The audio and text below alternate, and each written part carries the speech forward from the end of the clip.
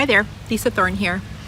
I am going to talk about the different symptoms that I've had over the course of my journey with IBS. Have had some doozies. I've had a lot of different kinds of symptoms that I think are related to IBS.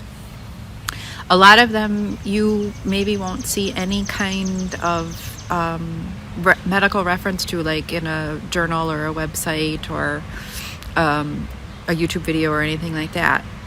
So I'm mentioning them because I personally believe that these particular symptoms are related. They're related to my digestion and to my IBS. And I'm telling you so that, first of all, you don't feel like you're crazy. So if you experience something like that, there's another one out there that's experienced it too. And the other thing is that when you have something like IBS and then you have some symptom that seems totally off the chart, like totally weird and unrelated, it can make you feel like, oh my gosh, I have something so terribly wrong with me, like something major, something else is going on, some huge other illness is going on, or maybe it's never been IBS and it's been something huge and horrible and enormous. And it just makes us feel anxious and fearful, and down the rabbit hole we go, worrying, right? So I'm also telling you my list of symptoms because the last thing we need is to feel more anxiety. So IBS can cause anxiety, and anxiety can cause IBS, or whatever the order is, it doesn't really matter because it's a vicious cycle. And so we don't need to add to it, right? We just don't need to add to it. So I wanted to go through my list of the many different kinds of symptoms, and maybe some of these will ring true and maybe they won't, and you might even have other different ones. And I don't pretend to understand a lot of these. I am not a medical professional. If you have something that you suspect is wrong and you should get it checked out, then by all means, go do that. I am not trying to dismiss any kind of symptom that you're having. I'm just letting you know the wide variety of things I've experienced, in case it helps you feel a little calmer about your experience. Again, if you feel like there's something really going on with you, check it out. Go to somebody you trust, some medical professional or a health professional that you trust, and get it checked out. Okay, so I had the typical ones: bloating, mucus. I have had some bleeding in my life. I had tenesmus, which I'm not even sure I'm saying it correctly, but that's that feeling of that you're not evacuating all the way. That's really, really common with IBS. I've had a lot of urgency with needing to go now. Pain, for sure. What I love that the Brits called wind, right? So flatulence.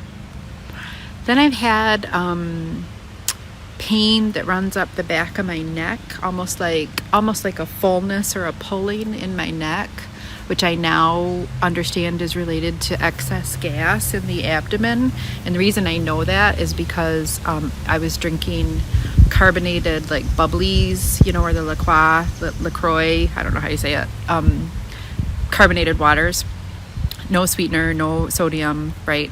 But carbonated, and I was getting too full. My digestion wasn't able to expel all that extra air, and I noticed it in the back of my neck. So that's just something that I actually could attribute to something that I was taking in, that I was consuming. I also had a long period of pain kind of traveling up the backs of my legs, like a nerve thing. So even from like the bottoms of my feet all the way up the backs of my legs. And also my hands. Sometimes my hands, I could feel like tingling in my hands. And I mean, I know other people have said to me that they have that, like sometimes when they have to pee really, really bad and then they finally go pee, their hands will feel funny. So it's kind of related to that sort of thing. So again, I don't understand these. I don't know why these things happen, but I know that our digestive system is made up of nerves and neural impulses, and so of course it could be related to nerves that we feel all the way to the bottoms of our feet or into our fingertips, right? I had a really scary period where right just above and to the right or left of my belly button, I had a big bulge, and I could see it actually. I felt it for a long time, and then I could eventually actually see it. It was actually visual, and it had a beat, it had a heartbeat to it. Like I could feel my pulse in it, and I still to this day don't know what it was. I know I've heard a couple other, like on some of the Facebook groups, I've heard people talk about that. I don't know if it's a hernia or if it was the sphincter. There's a sphincter that opens kind of near there, but it's not really near there. But I think it was related to something with the small intestine, some injury there. This was then when things were pretty dark and gloomy for me. And it did go away. But that was a scary one. And I had reached out to a medical professional about it and didn't really get a good response to that. As far as the bleeding goes, I was very alarmed by that, passing blood, but my nurse practitioner who I was seeing at that time wasn't concerned at all, which I'm not sure that I still agree with, but it went on for a really long time. But I did finally resolve it, and it hasn't come back. I'm good. I mean, again, I'm just telling you these things so that hopefully you feel better about maybe some of the really scary things that you might be going through. And I have a resources page I'm going to point you to. So some of the things that I've used that have helped with some of these scarier symptoms. And one is just really using heat. So anytime there's that terrible, like you feel like you need to go to the bathroom every 15 minutes, like that kind of urgency where it just won't stop. It just won't stop. It just won't stop. Like you think you're good, and then you sit down, and then 15 minutes later you got to run back in. So heat seemed to really help with that. A heating pad really, really helped with that for me. Let's see what else. So nausea. I would sometimes just feel so pukey. And that was, I might wake up in the morning feeling that way. It might be after I use the bathroom. It might be before I use the bathroom. I had some weight loss on and off throughout my 20 years of IBS. My nails would sometimes get really brittle, like flaky and ridged, like the ridges on them. I always noticed that was a symptom when things were not going well for me, and I personally think that's related to like some kind of vitamin deficiency, like I wasn't absorbing my vitamins. I would have some hair loss, or my hair would get really dry.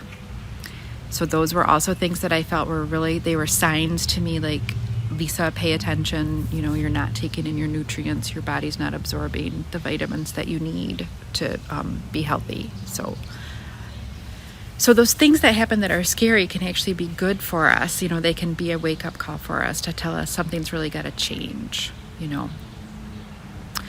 I would also feel fatigue. I still am really careful about making sure I get enough sleep, just being really kind to myself. I feel like I maybe need more sleep than other people, but maybe I'm just allowing more sleep than other people too, and that seems to be working for me. And every once in a while I would have a fever, like when it was really bad, like in a flare. I would wake up in the morning and feel warm, and for a while there I was actually taking my temperature and I seemed to run high, not above 100, like so 99 something, so I don't know. I'm not sure why, or if there was some underlying something else going on. That's totally possible, but those were all things that I